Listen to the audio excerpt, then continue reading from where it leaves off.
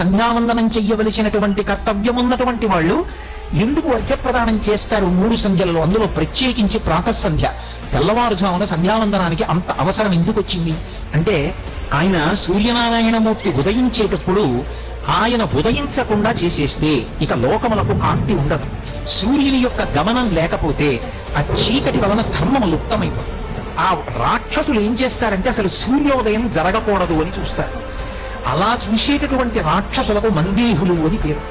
సూర్యనారాయణమూర్తి ఉదయం జరుగుతోంది, ఇక ఎర్రకాంతి వస్తుందేమో అనగానే వాళ్ళు ఏం చేస్తారంటే చెట్ల మీదకి ఎక్కి ఆ చెట్లకి తలకిందులుగా వేలాడుతూ ఉగ్రమైన పెద్ద శరీరాల్ని పెంచి సూర్యకిరణములు భూమండలం మీదకి రాకుండా అడ్డుకుంటారు.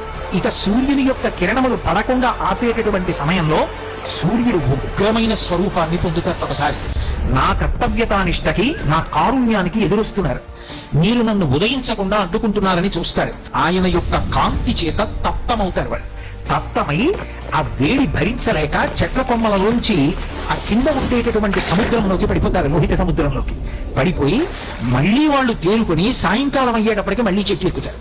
ఇవాళ కాకపోతే రేపైనా ఎలా అడ్డొస్తాడు, రేపైనా ఎలా ఉదయిస్తాడు, లోకానికి ధర్మనాశనం చేస్తాం అని రాక్షసులు ప్రారంభమవుతారు. అందుకే ఎవరికి గాయత్రి మంత్రం ఉపదేశం చెయ్యబడిందో, ఎవడు సంధ్యావందనం చెయ్యాలని శాస్త్రం విధించిందో వాడు సంధ్యావందనానికి కూర్చుని అర్ఘ్యాన్ని విడిచిపెడుతున్నప్పుడు, అందుకే అర్ఘ్యప్రదానము బ్రహ్మాస్త్రమే అంది శాస్త్రం. బ్రహ్మాస్త్ర ప్రయోగంతో సమానం ఏది అంటే అర్ఘ్యాన్ని విడిచిపెట్టడమే. ఇంట్లో నియమంగా సంధ్యావందనం చేసి సూర్యమండలం వైపుకి చూస్తూ అంత భక్తితో అర్ఘ్యం ఇచ్చేటటువంటి వాడు ఇంట్లో ఉన్నాడనుకోండి, అటువంటి వాడొక్కడు ఇంట తిరిగిన కారణం చేత ఎటువంటి ఉగ్రభూతమో కూడా ఇంట్లో ప్రవేశించడానికి వీలు.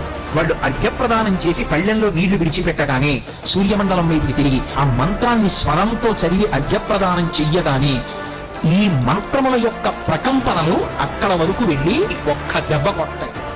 కొట్టేటప్పటికా మందేహులన్న రాక్షసులు వెనక నుంచి వచ్చినటువంటి బ్రహ్మతేజస్సుతో మంత్రాన్ని స్వరంతో చదువుతూ విడిచిపెట్టినప్పుడు అర్ఘ్యజలములు విడిచిపెట్టిన సందర్భంలో వచ్చినటువంటి మంత్ర సంబంధమైన స్వర ప్రకంపనల చేత రెండు ముందు వైపు నుంచి వచ్చినటువంటి సూర్య కిరణముల చేత అభితప్తమై వాళ్ళు పట్టు విడిచిపెట్టి సముద్రంలో పడిపోతారు. అందుకే లోకోపకారము చేయుట కొరకు సంధ్యావందనము